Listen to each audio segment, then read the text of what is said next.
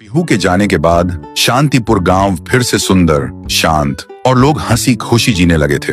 एक रात गांव में एक शादी हो रही थी। पूरा गांव शामिल था। सब धूमधाम से शादी मना रहे थे और तभी गुड़िया जमीन में लेटे हुए आती है और अचानक उठकर सीधा दुल्हन को खा जाती है। ये देखते ही लोगों के बीच में अफरा तफरी मच जाती है। कोई भागता है, कोई चिल्लाता है और वो गुड़िया खड़े होकर एक बच्चों जैसा गाना गाती है और फिर एक के बाद एक सबको मौत के घाट उतार देती है और फिर वो गायब हो जाती है।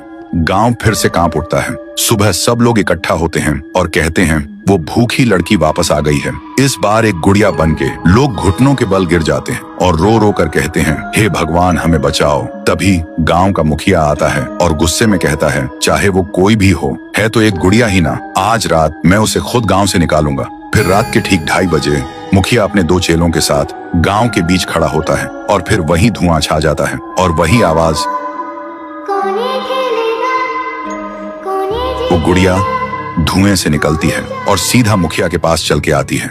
मुखिया कहता है, निकल जा मेरे गांव से, नहीं तो तुझे यहीं बिखरा दूंगा। गुड़िया हंसती है और कहती है, तेरे से पहले भी किसी ने ये सोचा था। और उसी पल वो गुड़िया बड़ी होने लगती है और अपनी पैर से तीनों को कुचल के मार डालती है।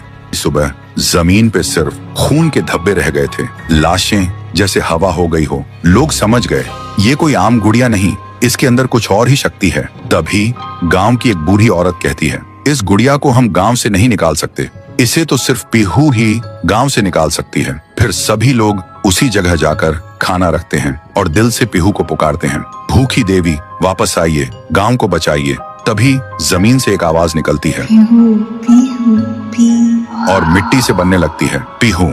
लोग चिल्लाकर कहते हैं, देवी हमें बचा लो। फिर रात होती है। वो गुड़िया गाना गाते हुए आती है, लेकिन अचानक पीहू उसके सामने आ जाती है। गुड़िया रुक जाती है। पीहू उसे पकड़ने जा रही होती है, लेकिन गुड़िया हवा में उड़ जाती है। पीहू भी उसके पीछे उड़ जाती है और अपनी आंखों से आग छोड़ के गुड़िया को जलाने की कोशिश करती है, लेकिन गुड़िया एक धुएं में छुप जाती है और फिर अचानक पीहू के पीछे आके उसे एक जोर का वार करती है। पीहू आसमान से जमीन पे आ गिर जाती है और फिर वो गुड़िया पीहू की शक्ति छीनने लगती है। पीहू की ताकत धीरे धीरे गुड़िया के पास जा रही होती है। कुछ देर बाद पीहू जमीन पे गिर जाती है। जब वो उठती है तो देखती है उसका शरीर धुंधला हो गया है और जब वो अपने आप को छू रही थी तो हाथ उसके शरीर के आर पार जा रहा था। वो वहीं गिर के रोने लगती है और जोर से चिल्लाती है, भैया, भैया। और उसकी आवाज सीधा उसके भाई के कानों तक पहुंचती है। तो दोस्तों, अगर आप देखना चाहते हो पीहू वर्सेस गुड़िया वर्सेस तुंग तुंग तुंग सहर, तो इस वीडियो को 1.5 लाख लाइक्स तक पहुंचाओ।